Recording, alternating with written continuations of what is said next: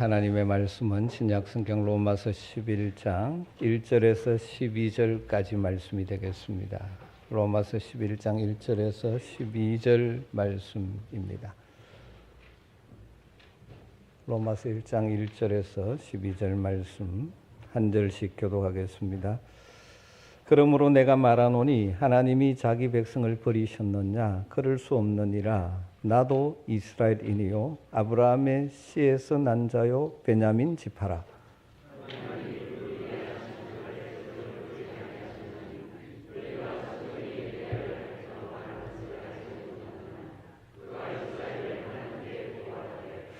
주여 그들이 주의 선지자들을 죽였으며 주의 제단들을 헐어버렸고 나만 남았는데 내 목숨도 찾나이다 하니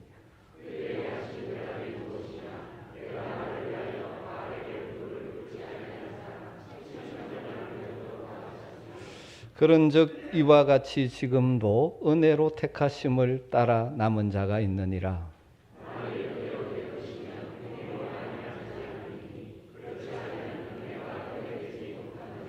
그런즉 어떠하냐? 이스라엘이 구하는 그것을 얻지 못하고 오직 택하심을 입은 자가 얻었고 그 남은 자들은 우둔하여 졌느니라.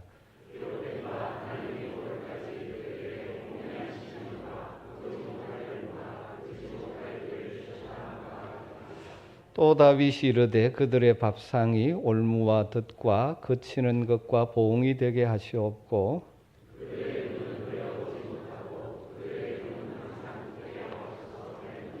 그러므로 내가 말하노니 그들이 넘어지기까지 실족하였느냐? 그럴 수 없느니라. 그들이 넘어짐으로 구원이 이방인에게 이르러 이스라엘로 시기나게 함이니라. 그들의 넘어짐이 세상의 풍성함이 되며 그들의 실패가 이방인의 풍성함이 되거든 하물며 그들의 충만함이리요. 아멘. 로마서 9장부터 11장의 말씀을 설교 준비하면서 참 마음의 부담이 참 많습니다. 어쩌면 오늘 이 시대 우리들에게는 크게 중요하지 않지만 그 시대 로마의 성도들에게는 너무나 중요한 그들의 질문이었던 것이죠. 그에 대한 답을 바울이 아주 논리적으로 전개하고 있는데 오늘 특별히 로마서 11장에서는 왜 지금 현재는 유대인들이 복음을 받아들이지 않는가에 대한 설명을 하고 있습니다. 지금까지 앞의 내용을 간단하게 정리하면 하나님은 믿음을 통해 구원받을 사람들을 선택하신다. 하나님의 선택의 말씀이 있었고 하나님의 복음을 거부하는 것은 인간의 책임이다 하는 것을 쭉 설명해 왔습니다. 그래서 지금 유대인들이 그리스도를 믿지 않는 것은 그들의 책임이라는 것이죠. 그렇다면 이런 질문이 제기될 수 있겠죠. 그렇다면 하나님이 과거에 선택하셨다는 이스라엘 백성들을 하나님이 버리셨는가? 아브라함과 다윗뿐만 아니라 이스라엘 역사를 통해 수많은 사람들에게 하신 약속들에게도 불구하고 왜 지금 하나님은 이스라엘 백성의 마음을 돌리지 않으시는가? 이스라엘을 하나님이 완전히 포기하셨는가? 이에 대해 오늘 11장을 시작하면서 바울은 그렇지 않다는 사실을 논리적으로 설명하면서 이 과정에 하나님의 경륜, 섭리에 대해서 말씀하고 있죠.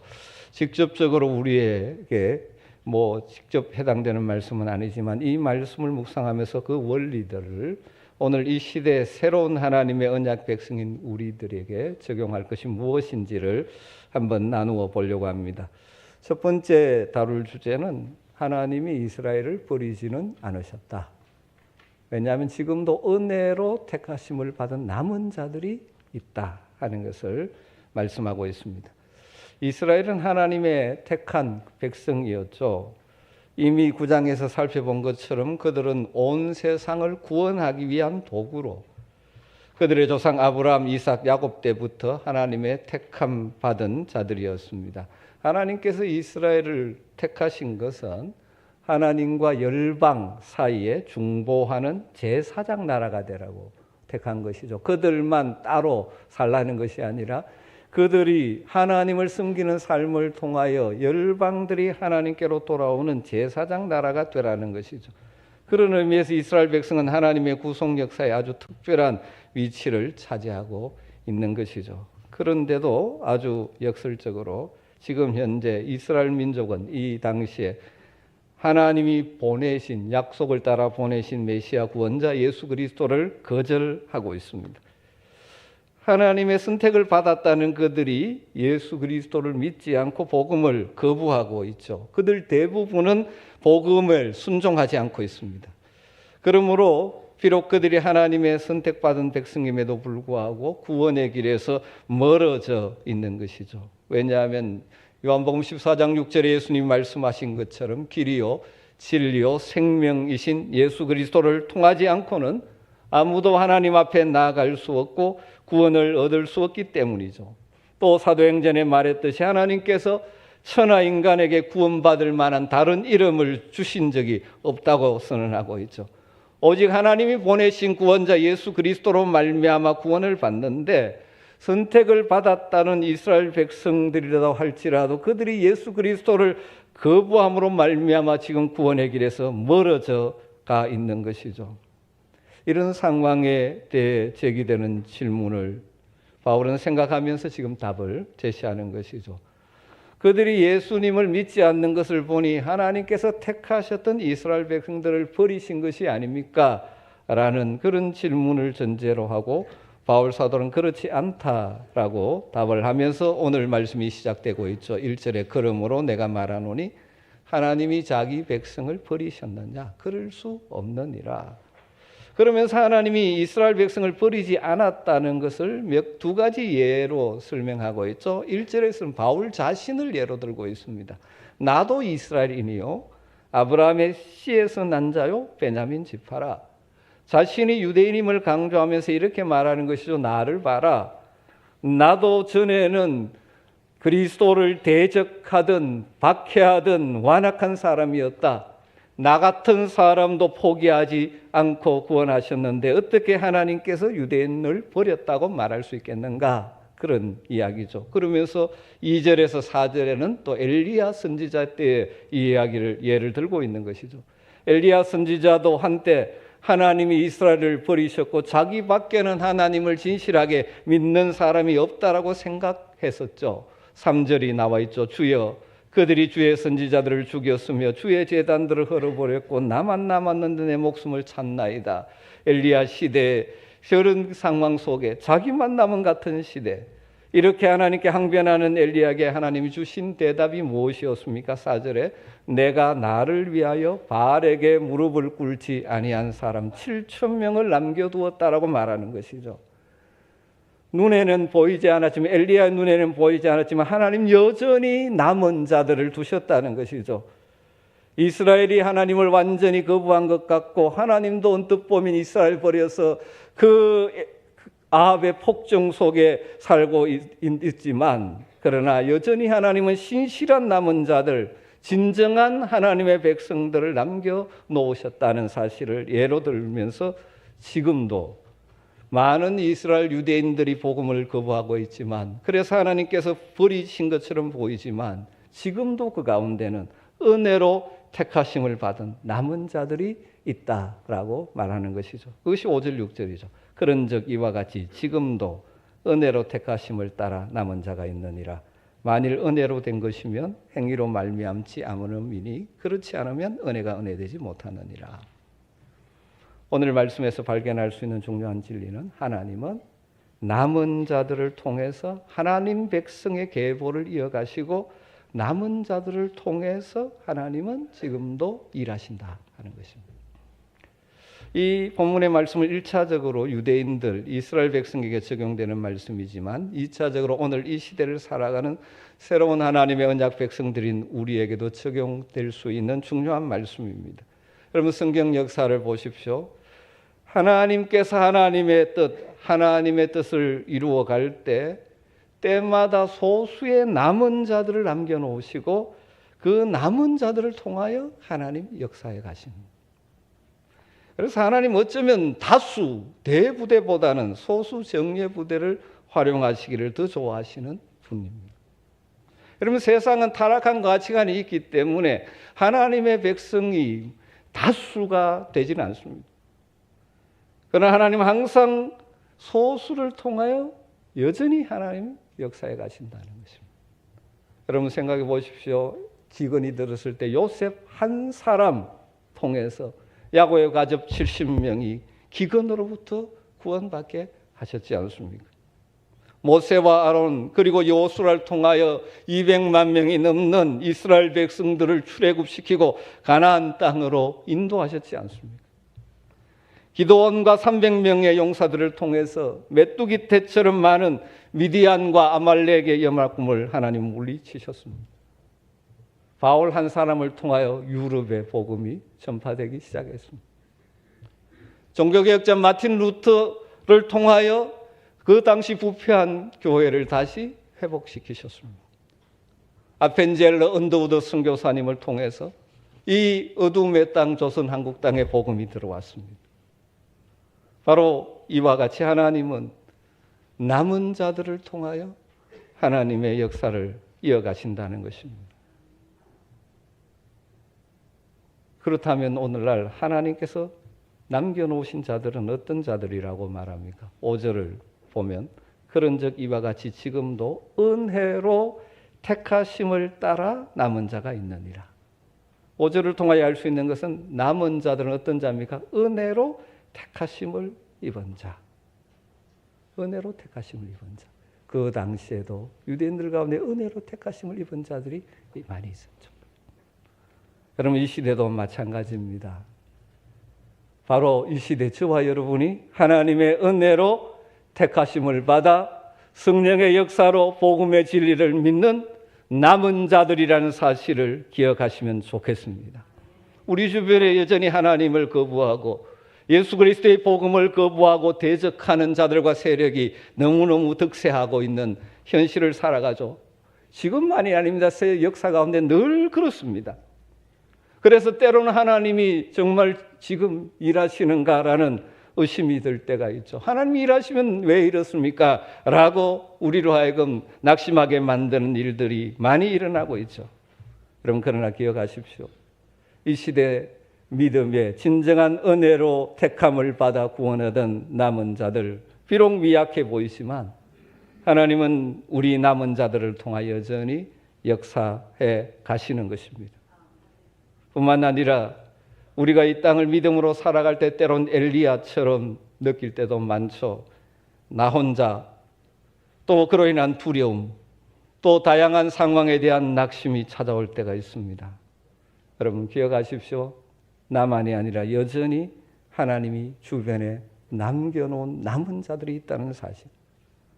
여러분 그러게 우리가 서로 남은 자에게 서로 격려하고 도우면서 함께 믿음의 길을 걸어가며 믿음의 길을 사명의 길을 걸어가는 이 시대 남은 자로 살아갈 수 있기를 주의 이름으로 축복합니다.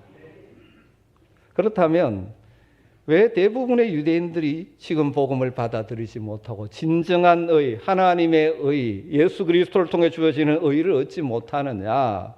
거기에 대한 대답을 하고 있죠. 그것을 우둔함, 완악함 때문이라고 설명을 하고 있습니다. 7절이죠. 그런 적 어떠하냐? 이스라엘이 구하는 그것을 얻지 못하고 이스라엘은 의를 구하려고 했는데 실제로는 얻지 못했고 오직 택하심을 입은 자들이 얻었고 그들 가운데 택하심을 받은 은혜를 입은 자들이 얻었고 그 남은 자들은 우둔해졌느니라. 옛날 번역에 완악해졌느니라. 이 말씀은 9장 6절에 이스라엘에게서 난 자들이 다 이스라엘이 아니다. 민족적으로 이스라엘이라고 다 이스라엘, 택함받은 자가 아니라는 말씀과 맥락이 같은 것이죠. 유대인 민족 대다수가 아니라 바울과 같은 소수의 은혜로 택함받아 믿는 자들은 하나님의 의를 얻었습니다. 유대인들은 나름 하나님의 의를 구했습니다. 진지하게 구했습니다. 그렇지만 그 유대인들은 그리스도를 통하여 주어지는 하나님의 의를 선물로 받기보다는 자신이 율법을 지켜 행하는 행위로 의에 이를 수 있다고 착각하고 힘써 결국 의에 이르지 못하게 된 것이죠. 비록 그들이 하나님의 의를 진지하게 구했지만 그것을 행위로 얻을 것인지 하나님의 선물로 받을 것인지의 선택에 직면하자 대다수는 행위를 통해 의를 구하려고 했습니다. 반면에 택하심을 받은 소수만이 하나님의 의를 선물로 받은 것이죠. 그래서 이 7절을 좀 더 쉽게 풀어보면 이렇게 풀어볼 수 있죠. 택하심을 받은 많은 사람들을 제외한 대부분의 이스라엘 사람들은 하나님의 의를 진지하게 구하긴 했지만 잘못된 방법으로 구했다. 그 결과 대다수의 사람들은 완악해졌다. 완악함, 우둔함, 하나님의 은혜의 복음의 메시지를 거부한, 하나님보다 자기가 더 똑똑하고 착각하며 자기의 방법을 고집하는 완악함 때문이라는 것입니다. 하나님께서 이스라엘 민족 역사 가운데 종종 자주 이런 일들이 일어났다. 그들의 완악함 때문에, 완악함 때문에 하나님의 은혜를 누리지 못한 일들이 많았다 하는 것을 구약의 말씀을 인용해서 설명을 덧붙이고 있죠. 8절에 기록된 바, 구약에 기록된 바, 하나님이 오늘까지 그들에게 혼미한 심령과 보지 못할 눈과 듣지 못한 귀를 주셨던 것 같으니라. 대다수 이스라엘 백성들이 심령이 혼미하고 눈이 흐려지고 귀가 닫혀서 복음의 복된 소식을 듣지도 깨닫고 믿지도 못한, 이것이 완악함 때문이라는 것입니다. 그러면서 다윗의 시편을 또 인용해서 설명하죠. 그들이 지금 복음을 통하여 하나님이 선물로 주시는 의, 구원 얻는 의를 거부하고 계속해서 행위의 의를 추구하는 것은 그들의 완악함, 우둔함 때문이다. 여러분, 우리는 여기서 참으로 어떤 의미에서 역설적인 모습을 봅니다. 하나님을 택함 받았다고 자부하는, 그래서 선민의식을 가지고 살아갔던 그들이 실상은 하나님의 진짜 사랑은 알아보지 못하고 뿌리치고 스스로 완악해져 버렸다는 것입니다. 하나님의 은혜의 선물을 거부했다는 것입니다. 여기서 완악한 사람은 하나님의 은혜로 값없이 의롭다함을 받아 하나님의 자녀가 된다는 하나님의 방법, 하나님의 진혜, 하나님의 복음을 이해하지 않으려고 이해하지 못하는 사람들. 그럼 이런 모습은 이 시대 교회 안에도 일어날 수 있는 모습이죠. 하나님의 은혜를 말로는 은혜라고 이야기하는데 거부하면서 자기의 힘으로 하나님을 숨기고 공로를 쌓고 의를 이루겠다고 발버둥 치는 사람들. 진짜 하나님의 은혜를 모르는 모습들이죠. 이런 식으로 나타날 수 있는 거죠. 어떤 그리스도인은 하나님은 거룩하시고 위대하신 분이라서 악은 조금도 용납하지 않으시는 분이라고 단정합니다. 그래서 하나님께 나아가려면 자기 마음에 아무런 죄가 없어야 된다. 정결하기로 결심합니다. 그래서 그러다 보니 아무런 조건 없이 그저 의를 얻는다는, 예수 그리스도를 믿음으로 의를 얻는다는 것은 이 거룩하고 공의로우신 하나님을 모욕하는 것이라까지 여기는 것이죠. 이런 식의 논리를 펼 수 있는 거죠. 유죄 선고를 받은 살인자가 회개한다는 몇 마디 말로 수년간 올바르게 살아오기 위해서 애쓴 사람처럼 하나님과 온전한 관계를 이룰 수 있다고 가정해 보라. 하나님이 공의로움을 업신여기는 것 아니냐는 식의 논리죠. 팀 켈러 목사님은 이 부분을 설명하면서 죄와 사탄이 우리 성도들의 마음을 영적으로 공격하는 유도식, 운동의 유도식 공격. 유도의 중요한 기술 하나가 뭔가 되치기 기술입니다. 힘을 딱 공격할 때 그 힘을 받아서 되치는 거죠.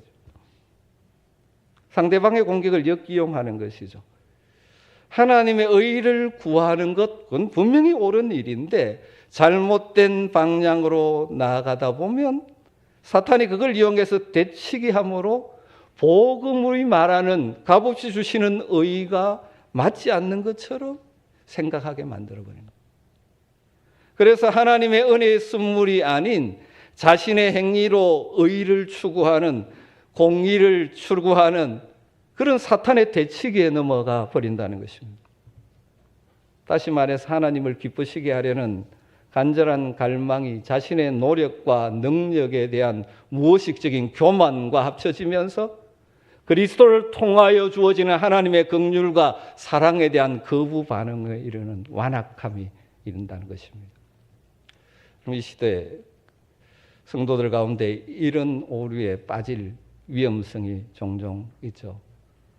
종종 그런 말을 합니다. 은혜로만을 강조하는 복음을 너무 강조하면 사람들의 도덕적인 노력을 약화시키는 것은 아닌가. 은혜로만, 믿음으로만 구원 얻는다는 것을 강조하는 것이 결국 윤리적이지 않은 그리스도인을 낳는 것이 아닌가, 그런 말들을 합니다.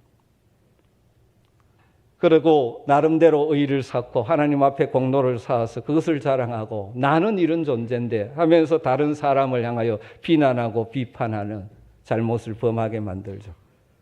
여러분, 하나님 앞에 올바로 서려고 노력하는 것, 진지하게 노력하는 것, 이건 너무나 중요한 일입니다. 해야 됩니다. 그러나 이게 지나쳐서 하나님의 사랑, 하나님의 은혜로 내가 그래도 이런 존재가 되었다는 사실을 약화시켜버린다면 심각한 문제가 될 수 있다는 거죠. 사랑하는 성도 여러분, 이 당시 유대인들과 같은 잘못에 빠지지 않기 위해 주의해야 됩니다. 우리는 신실하신 하나님을 닮아 신실하게 살아야 합니다. 그러나 우리의 행위, 그것을 근거로 내가 의로운 자다, 내 공로를 쌓는 것, 그 자랑하는 것은 위험해지기 쉽습니다. 우리는 전적으로 하나님의 은혜의 선물을 받아서 자격 없는 우리를 의롭게 주셨습니다. 그 은혜와 사랑의 감격에서 의로우신 하나님 뜻대로 살기 위해서 우리는 힘쓰는 것입니다. 그렇기 때문에 결과적으로 우리가 행한 행위나 의는 결코 우리의 자랑거리가 될 수가 없습니다. 그런데 행위와 뭐 한 것을 가지고 자랑하고 있다면 하나님의 은혜를 무시하는 결과가 될 수도 있다는 것입니다.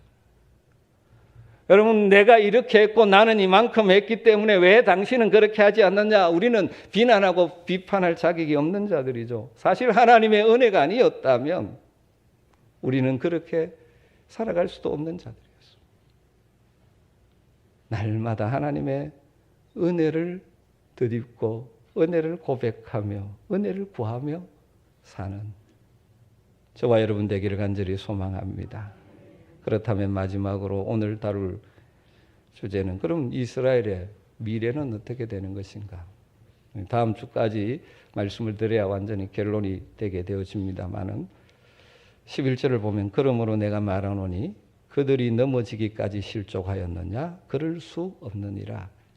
바울은 1절에서 던졌던 질문을 또 좀 다르게 다시 던집니다. 이 말이죠. 이스라엘이 완전히 걸려 넘어져 망하게 되었는가? 그러면서 뭐라고 답합니까? 그럴 수 없다라고 답합니다. 그러면서 이 역시 주권자이신 하나님의 섭리 가운데 하나라고 설명을 하고 있는 것이죠.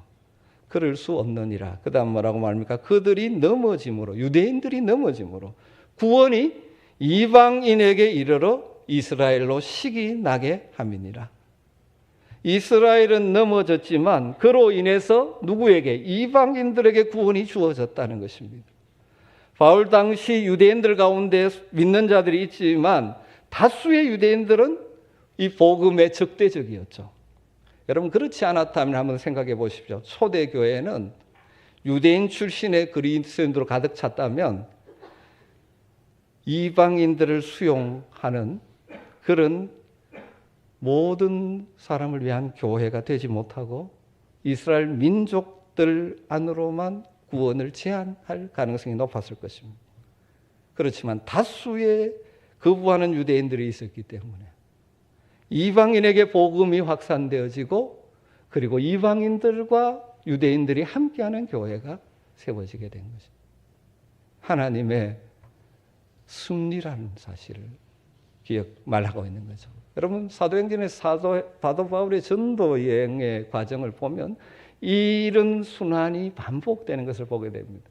바울은 어디를 가든지 먼저 어디를 찾아갑니까? 유대인 회당을 찾아가서 복음을 전합니다. 회당을. 물론 회당에는 유대인 외에 그 당시 사회에 대한 회의를 가지고 이 구약 여호와 종교에 관심을 가지고 모여 있는 소수의 이방인들도 있었지만 사실은 유대인 공동체입니다. 바울은 먼저 유대인 공동체를 찾아갑니다. 그러면서 너희들이 믿고 있는 구약에 예언된 메시아가 오셨다. 그분이 예수 그리스도다. 그분을 믿음으로 구원 얻고 의를 얻는다라는 복음을 선포합니다. 그러면 그 유대인 공동체가 어떻게 되어집니까? 복음을 받아들이는 소수와 적대하는 다수로 분열되어지죠. 그러면 바울은 그다음 그 도시 이방인들에게도 복음을 선포하면서 많은 이방인들이 회심하고 교회로 들어오게 됩니다. 그 결과 교회는 어떻게 됩니까? 소수의 유대인들과 다수의 이방인들이 함께하는 민족을 초월한 교회가 세워진 것이죠. 이러한 결과와 현상을 바울 사도는 12절에 이렇게 정리하고 있죠. 그들의 넘어짐이, 유대인들의 넘어짐이 이 세상의 풍성함이 되고 그들의 실패가 이방인의 풍성함이 되거든. 하물며 그들의 충만함이래요. 비록 많은 이방인들이 복음을 받아들여 구원받는 백성이 되는 이것을 통하여 다시 이스라엘로 하여금 유대인들로 하여금 식이 나게 해서 유대인들 중에 얼마를 구원하게 만드는 결과를 낳게 될 것이라고 말하고 있는 것이죠.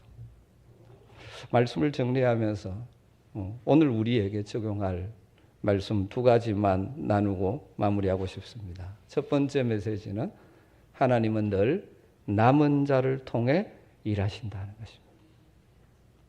그리고 바로 이 시대 진정한 은혜로 택함을 받아 복음을 받아들인 우리들이 이 시대 남은 자들이라는 사실을 잊지 마시기를 주님으로 부탁을 드립니다. 여러분, 우리가 살아가는 삶의 현장은 여전히 복음을 적대시하고 거부하는 세상의 풍조가 가득 찬 세상입니다. 여러분, 착각하면 안 됩니다. 우리 그리스도인들이 메조리티, 다수를 차지하게 된다라고 착각하시면 안 됩니다. 항상 타락한 가치관이 가득 찬 세상 속에 우리 그리스도인들은 소수 공동체일 수밖에 없습니다. 하나님의 남은 자들의 공동체입니다. 그렇기 때문에 이 땅은 여전히 어둡고 우리로 하여금 힘들게 만들고 낙심하게 만드는 일들이 일어날 수밖에 없는 것입니다. 하나님 살아계신다면서 왜 이렇습니까? 여러분, 그렇게 불평할 일이 아닙니다. 이건 이 완성된 하나님 나라 오기 전에 이 땅에 하나님의 나라 역사는 당연히 그런 것입니다. 중요한 것은 우리가 남은 자로서 늘 하나님의 뜻을 구하면서 겸손히 하나님의 은혜를 구하면서 남은 자의 삶을 살아가야 한다는 것입니다. 그리고 나만이 아니라 함께 은혜로 택함 받은 남은 자들, 그리고 이 타락한 가치관이 가득한 세상에서 믿음으로 살아가야 되는 우리 서로를 위로하고 격려하고 함께 손잡고 하면서 우리는 이 남은 자의 삶을 살아야 한다는 것입니다. 그리고 또 한 가지는 이스라엘이 완악해져서 복음을 건부한 것처럼 우리의 마음이 완악해지지 않도록 늘 주의해야 됩니다. 물론 구원의 복음을 받아들이지 못하는 완악함은 우리에게 없을지 모릅니다. 이미 우리는 하나님의 은혜로 구원받은 자들, 기본적으로 복음을 받아들였습니다. 그런데 날마다 하나님의 은혜로 우리의 마음이 기경되고 있는,